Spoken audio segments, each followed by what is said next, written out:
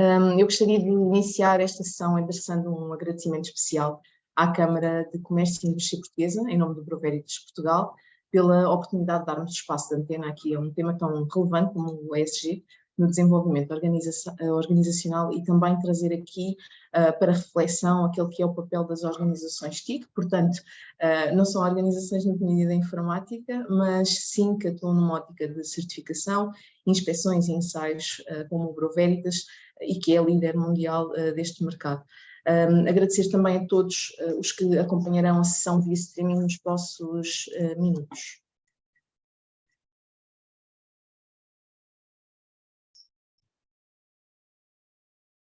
Eu penso que estarão já neste momento a ver. Ok, então começo por explicar o que significa esta sigla,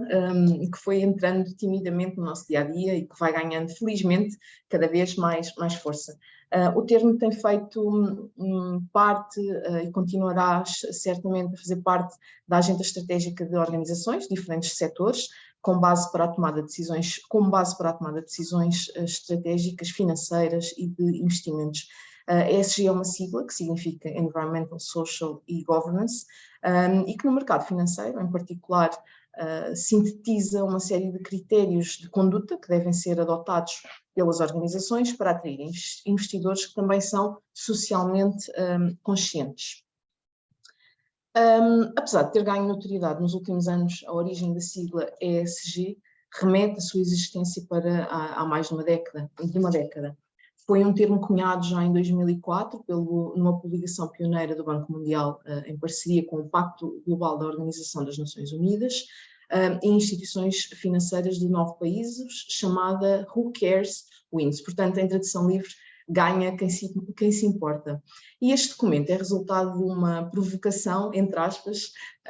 do então secretário-geral da ONU, Kofi Annan, a 50 CEOs de grandes instituições financeiras do mundo. Portanto, a proposta aqui do ex-secretário-geral da ONU era obter respostas por parte das instituições financeiras, dos bancos, sobre como integrar os fatores ESG no mercado de capitais, que até então era algo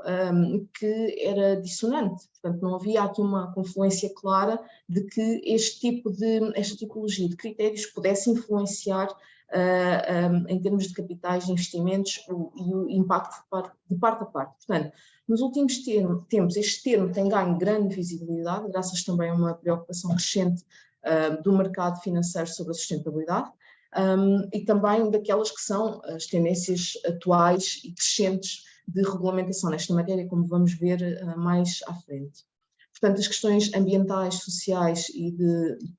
de governança passaram a ser consideradas essenciais nas análises de risco e nas decisões de investimentos, colocando uma forte pressão também sobre o setor empresarial e trazendo aqui também para cima da mesa algumas questões muito relevantes no acesso ao financiamento e no próprio desenvolvimento estratégico e em termos de endereçar o risco de continuidade do próprio negócio nesta matéria. A aparente novidade parece tirar o sono das organizações, muitas vezes não sabemos muito bem por onde começar, procuram entender o que é este conceito, as adaptações necessárias para estar em conformidade com esta exigência, mas a verdade é que este conceito não é por si só uma evolução da sustentabilidade empresarial, mas sim a própria sustentabilidade empresarial como um todo. O que é que eu quero dizer com isto? Através destas 3 dimensões é possível, ou deverá ser possível, acompanhar o desenvolvimento de uma organização, se é saudável, se é lucrativa e financeiramente consistente a nível social também e ambiental. Ou seja, haver aqui uma consonância daquela que é a prática não só da realização do negócio e do chegar ao final do mês, não é? Com uma sustentabilidade financeira para a organização e para as pessoas como um garante daquilo que é a obtenção de um salário digno ao final do mês, mas também endereçar as questões ambientais e da própria governance, portanto, da ética, da equidade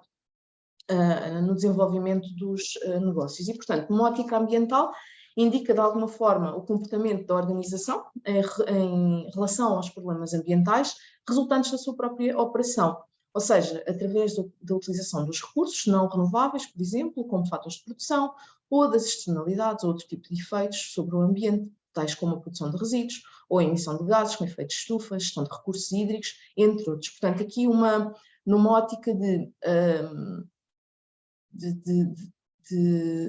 de interação entre a organização, os aspectos ambientais que lhes são próprios da sua atividade e também da influência do próprio ambiente externo no seu desenvolvimento e na sua prosperidade, como também vamos ver em seguida com algumas tendências que têm sido estudadas ao longo dos anos. Numa ótica mais social, indica o comportamento da própria organização em relação às suas relações com as suas diferentes partes interessadas, com os seus colaboradores, com os fornecedores, os clientes, a comunidade em que se insere. E aqui falamos de questões que incluem, mas não exclusivas, de saúde, segurança no trabalho ou mesmo a responsabilidade social. Através ou endereçar a gestão dos recursos humanos, da licença para operar, que se apresentam como fatores-chave na criação de valor a médio e longo prazo. E, por último, numa ótica de governance ou de governo cooperativo, como lhe queiramos chamar, esta dinâmica, esta dimensão, digamos assim, inclui aspectos que são relativos à gestão do próprio modelo de negócio e à gestão de conflitos que podem condicionar ou eliminar a licença social para operar, no que se refere, por exemplo, a políticas empresariais e de governança implementadas. Inclui também a estratégia tributária, as remunerações, a liderança da própria empresa, as questões reputacionais, os direitos dos sócios e acionistas e aspectos estruturais ou de anticorrupção, de lobbying, às contribuições políticas, à gestão de risco e de segurança, à cadeia de valor ou, por exemplo, a comportamentos antiéticos que também estão na ordem do dia. Mas, afinal, porque é que é relevante olharmos para este tema, para o seu desenvolvimento estratégico das organizações, considerando a incorporação destes mesmos fatores? Então, eu trouxe aqui estas duas frases porque me parecem, infelizmente, ainda algo atuais. À semelhança de 1962, quando Rachel Carson escreveu o livro Silent Spring, continuamos com uma demarcada época, denominada por, eu não diria uma indústria, mas sim um desenvolvimento ainda muito assertivo e pouco assertivo e assente num desenvolvimento tecnológico e económico, numa economia ainda muito linear, em que o direito de ganhar dinheiro a qualquer preço raramente é posto em causa, em algumas geografias do globo, e, portanto, isto agrava-se, ou este fator acaba por agravar aquelas que são as próprias cadeias, ou a complexidade das cadeias de fornecimento como um todo e da gestão dos recursos necessários para a sua continuidade de operação. E esquecemos ainda que para que o crescimento continuasse, não é, de forma linear e para sempre, precisaríamos de uma quantidade infinita de espaço, de energia, de outros recursos para alimentar este crescimento. E, portanto, estes recursos não são infinitos, não é? Nós vivemos num sistema finito e à semelhança do que Boulding, este economista, referiu em 73, quando lançou precisamente para a discussão o tema da compatibilização entre a utilização dos recursos naturais e a conservação ambiental, chamou-nos aqui a atenção, novamente, que a economia e a componente ambiental e social não podem de todo ser dissociadas. Portanto, ele acabou por enfatizar que o comportamento económico humano e outros está embutido num sistema interligado maior. Portanto, ou seja, nós não estamos sozinhos, é preciso que todas as organizações e nós, enquanto elementos integrantes, compreendamos esta situação. Nós não estamos sozinhos no nosso tecido organizacional e pertencemos a sistemas muito complexos, multifatoriais, e, portanto, que devemos respeitar e cuidar dentro daquilo que é humanamente possível também. E, portanto, o mundo enfrenta, certamente que quem segue estas matérias e estas temáticas, os gráficos que vos vou apresentar em seguida não são novos, o mundo enfrenta um conjunto de riscos que se sentem totalmente novos, mas que são estranhamente familiares. E, portanto, quem na nossa geração já não ouviu falar deste retorno de riscos mais antigos, como a inflação, o aumento do custo de vida que todos sentimos, as crises geopolíticas que vamos assistindo diariamente, as guerras comerciais, a saída de capital de mercados emergentes, portanto, a agitação social generalizada e a confrontação entre o espectro da guerra também e o espectro da guerra nuclear e, portanto, é um fantasma que paira sobre as nossas cabeças em termos de riscos a curto e médio prazo. E poucos dos líderes, e é isto que é preocupante, poucos dos líderes empresariais desta geração e decisores políticos públicos têm experiência em endereçar. Estes riscos também têm sido amplificados largamente pelo desenvolvimento desenvolvimentos relativamente novos nesta paisagem, digamos assim, global de riscos, incluindo os insustentáveis níveis de endividamento, não é? Uma nova era de baixo crescimento. Lá está, os recursos são finitos e, portanto, nós não podemos, nem vamos conseguir continuar a crescer de forma tão desregrada. Um declínio também no próprio desenvolvimento humano após décadas de progresso e, portanto, rápido e talvez demasiado rápido, ou não fosse este boom, como assistimos aqui num pós-guerra, revolução industrial, altamente alinhado com o aumento da população humana. E, portanto, como é que podemos continuar a crescer infinitamente num planeta de recursos finitos, não é? Esta é a questão que se coloca. A par, endereçar os aspectos ambientais e consequentes impactos resultantes das atividades das organizações versus as ambições globais no domínio das alterações climáticas, não é? Como vemos aqui em cima, combater este problema a uma escala global das alterações climáticas e do aumento da temperatura global, portanto, e convergir para dar forma a um mundo único numa década incerta e turbulenta que se avizinha, não é? E, portanto, atendendo a este contexto de mudança, onde os indicadores de desempenho e de sucesso das empresas se tornam cada vez mais complexos devido às exigências dos investidores, que reconhecem os temas ESG como fundamentais ao sucesso de longo prazo de qualquer empresa, parece haver também ainda dois grupos bastante distintos, de pessoas que promovem o PIB, portanto, como um indicador útil. E, portanto, estas pessoas estão em dois focos, diria eu, bastante divergentes. Os que pensam, efetivamente, que o aumento do PIB é desejável, e depois mede basicamente o dinheiro, não é? E mais dinheiro é bom para todos, mas os que também concordam que o PIB em si não é assim tão interessante. E se olharmos para aqui, já vou passar a explicar estes gráficos da grande aceleração, portanto, que argumentam, que concordam que o PIB em si não é assim tão interessante, argumentam que existe uma correlação estreita com outros fatores, como a qualidade de vida, a saúde, o bem-estar e a mesma perda de biodiversidade. Um estudo que foi originalmente publicado em 2004 produziu estes gráficos que conseguem consultar no vosso ecrã, que são os gráficos da grande aceleração e mostram as tendências socioeconómicas e do próprio sistema terrestre entre 1750 e 2010. A característica dominante das tendências socioeconómicas é que a atividade económica associada à atividade humana continua a crescer, não é? É um ritmo acelerado. Todos nós queremos mais, consumir mais, muito rápido e descartar de forma ainda mais rápida. Já os indicadores do sistema terrestre, em geral, também continuam com um aumento na era pós-industrial e a longo prazo. Portanto, embora alguns, como a concentração atmosférica de metano ou a perda de ozono estratosférico, tenham mostrado um abrandamento ou aparente estabilização durante a última década, os restantes continuam. Vejam-se as emissões de dióxido de carbono, que todos estamos a tentar, de alguma forma, combater através de políticas de descarbonização e outras medidas, mas estes sistemas acabam por estar em colisão com, os sistemas terrestres acabam por estar em colisão com aquela que é com aqueles que são os sistemas sociais. E, portanto, esta aceleração pós-1950 destes indicadores continua a ser clara. E assim só podemos concluir que a continuidade da atividade como a conhecemos, se não atuarmos, e não atuarmos já, continuará a subir o PIB, dentro do que é economicamente viável. Mas um PIB que é crescente traduz-se também em diversas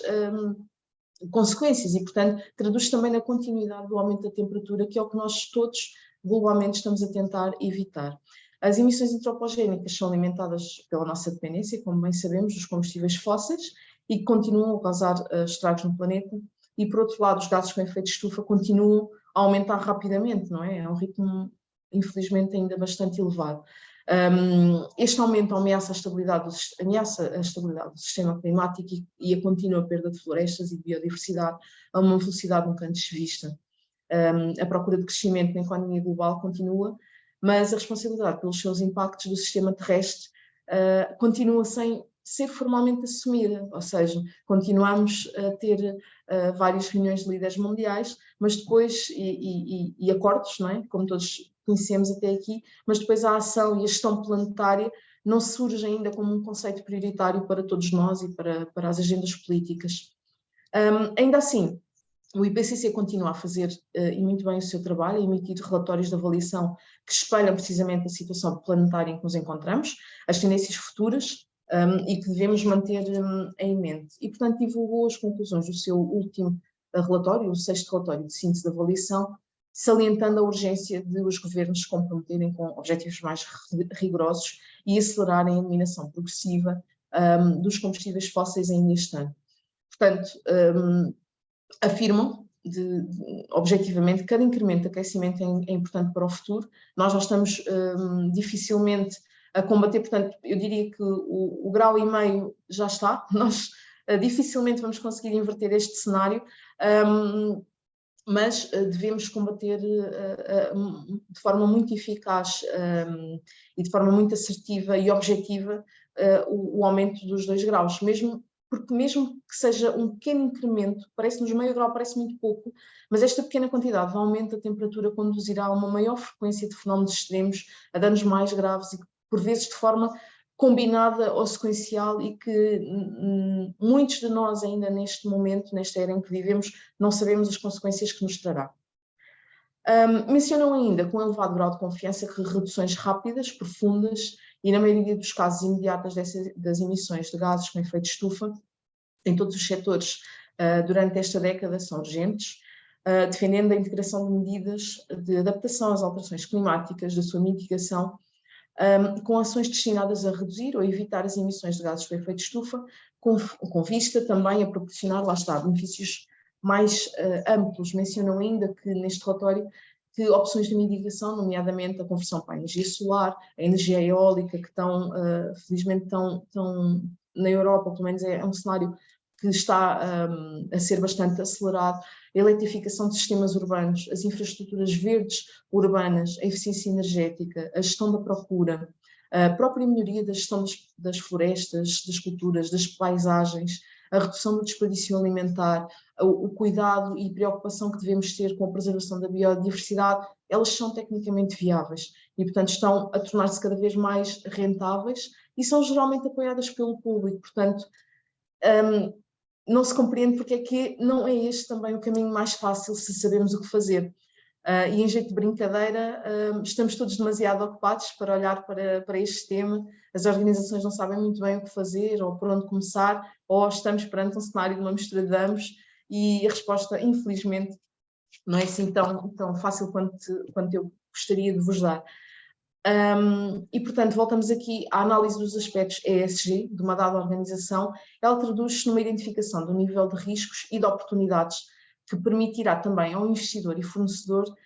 identificar o seu perfil de sustentabilidade financeira a longo prazo. E falamos de aspectos como o reporte voluntário, a materialidade ou a dupla materialidade, se assim quisermos entender, a consistência desta informação, a confiança que ela traz a investidores e aos mercados e numa ótica final até aos próprios clientes, acompanhando também do desempenho de médio e longo prazo das empresas. E, portanto, mais que não seja um compromisso ético que todos nós devemos assumir numa ótica de desenvolvimento sustentável, não é? De endereçar as preocupações que vamos observando no dia-a-dia.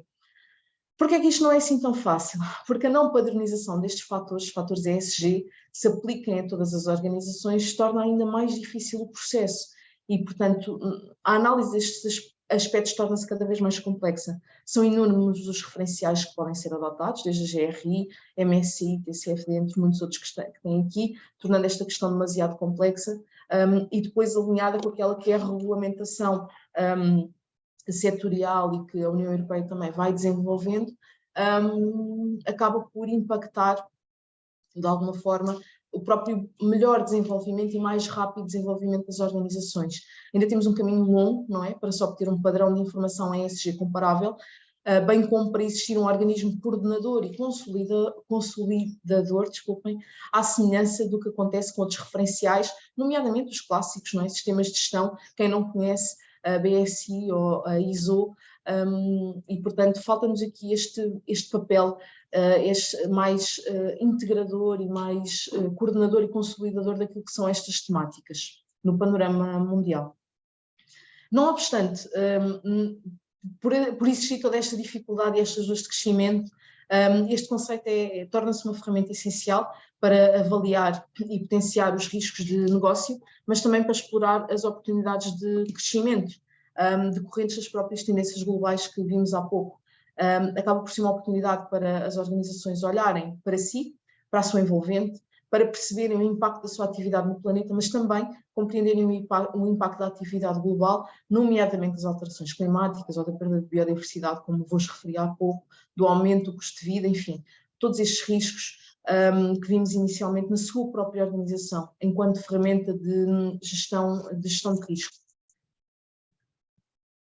E, portanto, a inclusão destes critérios no desenvolvimento organizacional são peças-chave, atuam como fatores diferenciadores no posicionamento do mercado. Qualquer organização que não o faça e que não olhe para estas temáticas de forma séria e de forma a integrá-las no desenvolvimento estratégico da organização, acaba por estar, digamos, fora da corrida das organizações mais competitivas e que conseguirão endereçar o risco de uma melhor forma, de uma forma mais eficaz, e portanto cada vez mais as organizações devem estar conscientes de que as suas atuais decisões terão impacto no futuro. E portanto o futuro não é daqui a 100 anos, o futuro é já daqui a 3, 5, 10 anos. E estas organizações acabam por manifestar também a vontade de atestar ou de certificar o seu compromisso no domínio ESG. Raramente estão conscientes, ou poucas estão conscientes de como fazer. Há múltiplas opções, como vimos, e o ESG pode ser, sem dúvida, um catalisador para acelerar a adaptação e a mitigação e permitir aquilo que é o desenvolvimento com resiliência ao clima. Lá está, independentemente dos referenciais, dos inúmeros referenciais que existem, importa as organizações tomarem alguma atitude, portanto, medirem, acompanharem o impacto da empresa em todos estes domínios que estão intimamente interligados e que são vitais para o seu desempenho e para o seu desenvolvimento. É, portanto, fundamental. Importa referir que, quando falamos desta questão, não falamos na estagnação de crescimento financeiro das organizações, como comumente algumas entidades opinam. Falamos sim de endereçar questões que são fulcrais e que se traduzem na diferenciação das organizações, até porque, ao assumirem compromissos ambiciosos e face ao escrutínio crescente, e da forma como atuam na sua jornada de sustentabilidade, acabam por estar muito expostos a riscos de ocorrências que não controlam, não é? De eventos extremos que não controlam, de questões reputacionais que vão endereçando e, portanto, face aos diferentes setores, as práticas ESG são essenciais para endereçar estes desafios e existe também um sentido de urgência e procura de sustentabilidade, não só relacionada com a crise climática, mas também com os fatores sociais. E, portanto, deixar a mensagem também que o ESG não é apenas para as grandes empresas. Todas as organizações pequenas, médias, vão sentir esta necessidade de reportar o seu desempenho, por fazerem também parte de cadeias de valor. Lá está, nós pertencemos a sistemas multifatoriais e altamente interligados, interconectados, seja porque somos fornecedores, prestadores de serviços, de organizações de maior dimensão, ou porque gerimos alguma cadeia de valor. E, portanto, face aos diferentes setores de atividade, estes requisitos podem ser completamente diferentes, podem ser altamente consumidores de tempo, altamente complexos e, portanto, em termos de qualidade de informação e de quantidade, por vezes não é fácil de gerir e pressupõe que haja, lá está, uma multidisciplinariedade das equipas que endereçam estes desafios. Muitas organizações, e o Bureau Veritas tem assistido a isso nos últimos anos, muitas organizações estão a rever as suas cadeias de valor, desde o pensamento na transição energética, na otimização de recursos, no fazer face à inflação, em cumprir todas aquelas que são as questões regulamentares e normativas que são aplicáveis nos diversos domínios ESG e em garantir também a articulação com a sociedade no cumprimento de questões essenciais e relevantes, como garantir a sustentabilidade financeira da própria organização para fazer face às suas obrigações financeiras, aumentando o ónus do cumprimento e tentando de alguma forma endereçar de forma ética e responsável a sua licença para operar. Portanto, a análise deste tipo de informação permite também focar as organizações sobre os seus aspectos materiais e, portanto, acaba por dotar as empresas de competências sobre fatores que poderão impactar a sua sustentabilidade financeira a médio e longo prazo. E, portanto, uma empresa pode, sem dúvida, beneficiar do reconhecimento da existência de boas práticas no domínio ESG como um driver para a atração e para a motivação, para a retenção de talentos, para a obtenção de novos financiamentos ou para se financiar de forma mais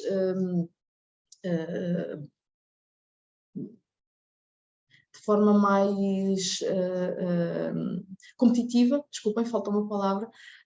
atrai mais consumidores,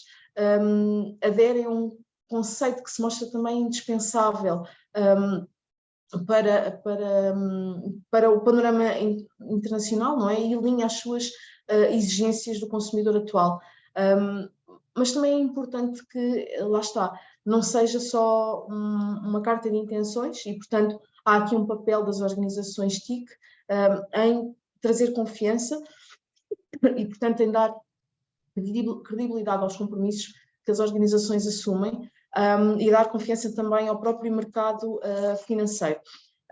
E é sem dúvida um processo que se quer desafiante de parte a parte, não só das organizações que o fazem, mas também das terceiras partes que verificam, que certificam, que acompanham esta evolução.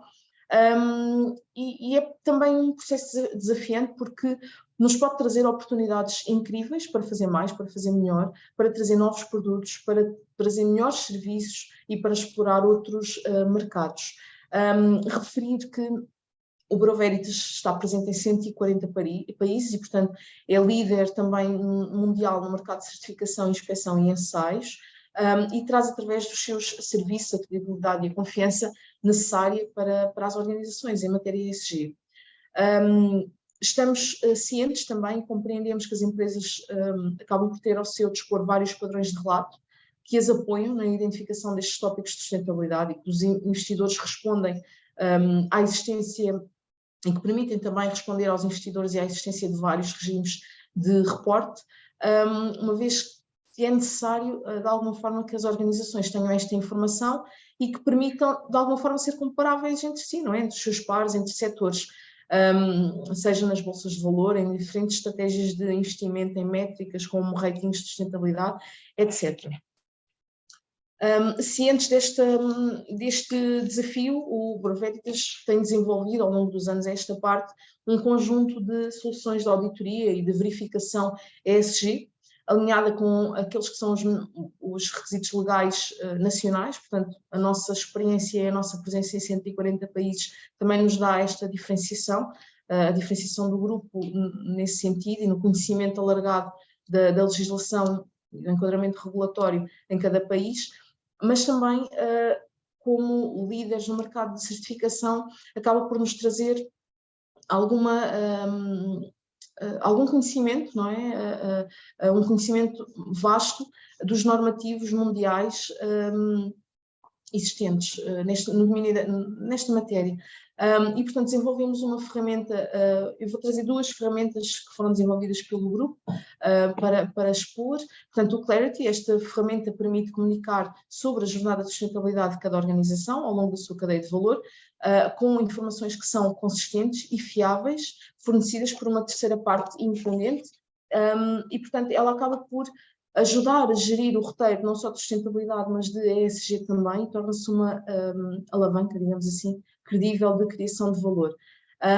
Ela permite também realizar ações que são concretas e de confiança, constroem, esta ferramenta é altamente customizável e, portanto, é possível de construir e de implementar consoante o setor de atividade das organizações. O facto de ser gerida e auditável, digamos assim, por uma entidade de terceira parte como o Bureau Veritas, garante que a comunicação que é feita por parte das organizações é uma comunicação transparente e que não coloca em risco a própria reputação, não é? Das organizações que optam por por entrar neste exercício. E, portanto, olhamos para duas dinâmicas bastante distintas, portanto, numa ótica de performance ao longo daquilo que é o endereçar as questões das alterações climáticas e do desenvolvimento sustentável das próprias cadeias de valor, e mesmo numa ótica de responsabilidade social corporativa. Olhamos para, lá está, as garantias no domínio dos diversos ratings e de normativos existentes na componente da energia, do carbono, da produção responsável, do reporte da própria responsabilidade social corporativa, e numa ótica de saúde e segurança no trabalho, ou de responsabilidade social, ou de ética e compliance com questões como a anticorrupção e a proteção de dados, por exemplo. Este programa, esta solução, digamos, ela acaba por estar dividida em 4 questões-chave. Portanto, faz uma avaliação dos bens, das entidades internas, dos fornecedores, das cadeias de valor. São autoavaliações digitais que cada organização pode realizar e, portanto, é atribuída depois uma pontuação com foco na eficiência pela ponderação de cada um dos critérios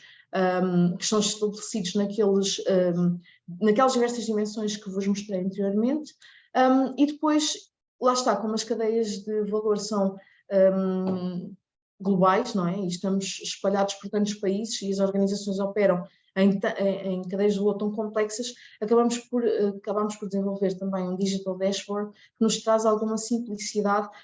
para conhecer e para agregar os dados e para conhecer o desempenho das organizações com quem trabalhamos. Esta avaliação resulta também de auditorias no local, que permitem depois à organização que detém este serviço atuar, não é? Priorizar as suas áreas de atuação.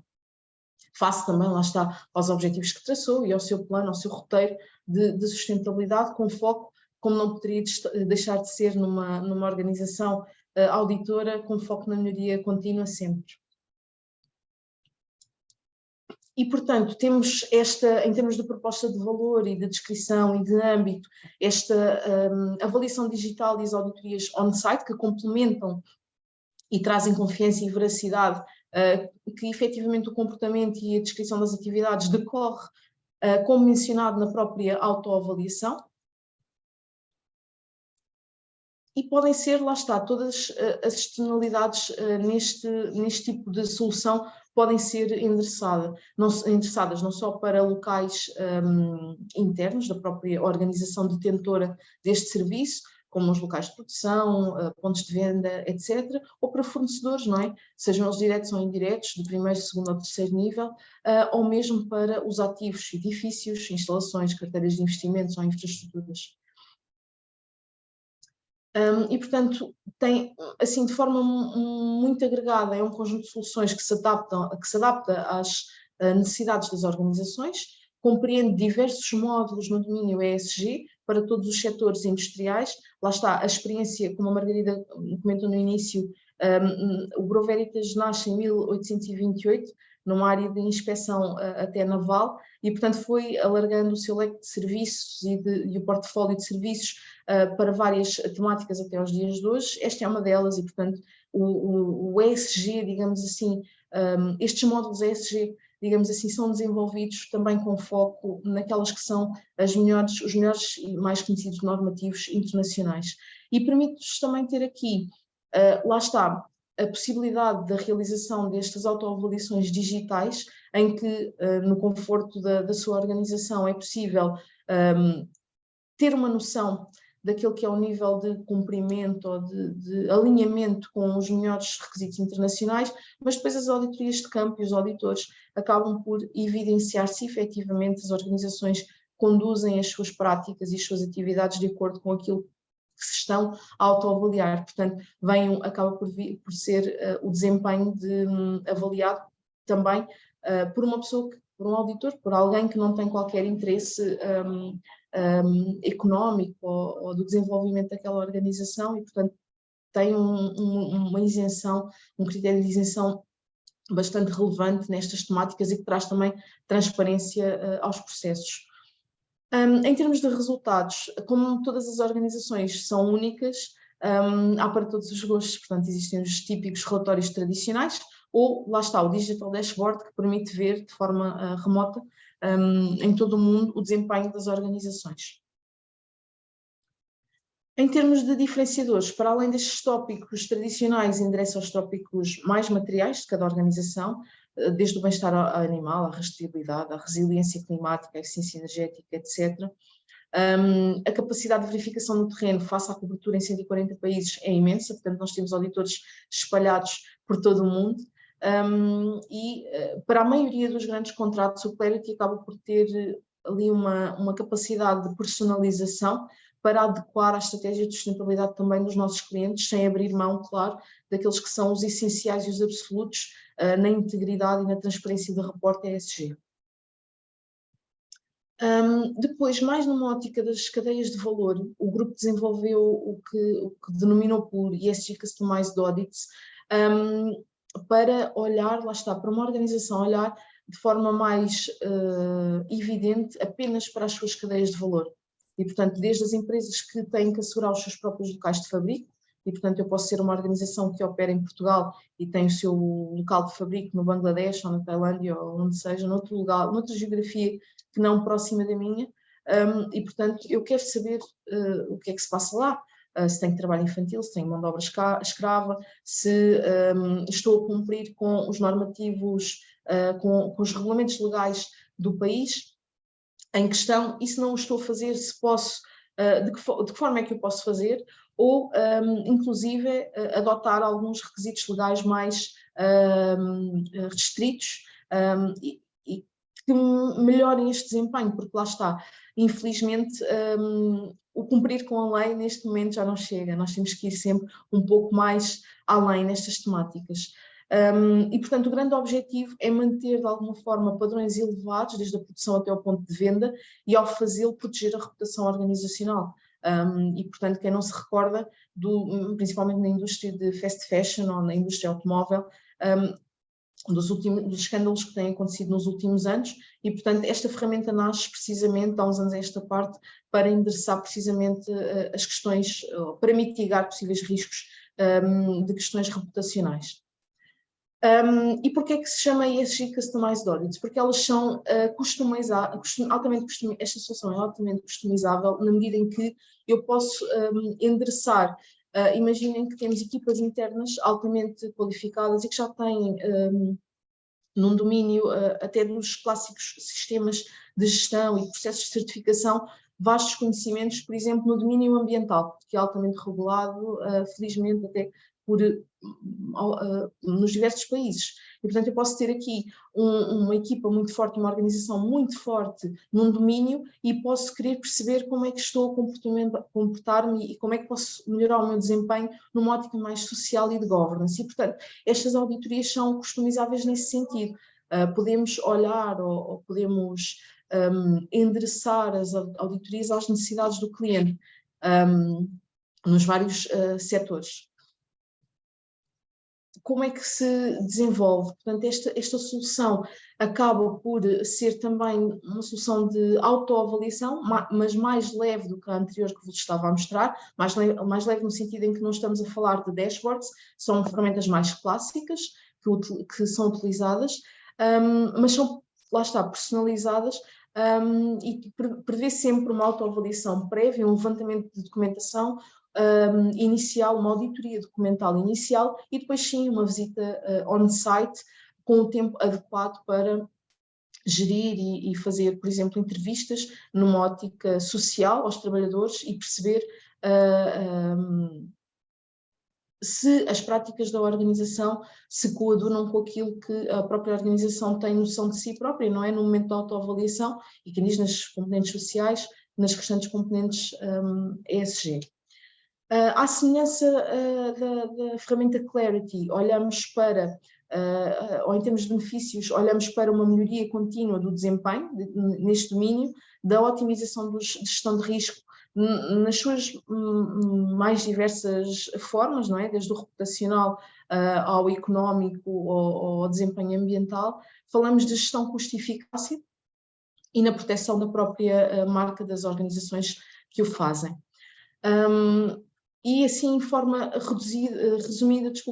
conduzimos uma avaliação completa das necessidades de negócio da organização, para, lá está, através desta auditoria documental, compreendermos efetivamente a complexidade da cadeia de valor, de que forma é que a própria estratégia está desenhada e o risco específico daquele negócio. Customizamos o programa de auditoria, portanto, criamos listas de verificação, como se designa comumente na linguagem de certificação, para poder ir ao encontro das próprias expectativas também do cliente e do endereçar das suas necessidades. Promovemos, então, o onboarding de projetos online às equipas envolvidas nesta fase mais documental e lá está, fazemos as auditorias em campo e promovemos então com este exercício e acompanhamento, porque este serviço não é um serviço, digamos, one shot que se faz uma única vez, ele pressupõe que exista uma continuidade à semelhança do que acontece nos restantes sistemas de gestão mais clássicos, para garantir que o desempenho continua a melhorar da organização. E, portanto, não é uma fotografia, é uma fotografia do momento, mas uma fotografia que depois se quer contínua e que se quer rastreável e transparente no decorrer da cadeia de valor e para as organizações, para as instituições financeiras, etc. E, portanto, o lema, lá está, do Bureau Veritas não poderia estar mais alinhado com aquelas que são as tendências que falámos, os riscos e a crescente pressão na atuação nos domínios ESG e na promoção de melhores e mais objetivas jornadas de sustentabilidade e, portanto, pretendemos também, lá está, com os serviços e com a nossa existência nos 140 países, de alguma forma moldar o mundo com confiança e que garanta o progresso responsável para todos. Obrigada.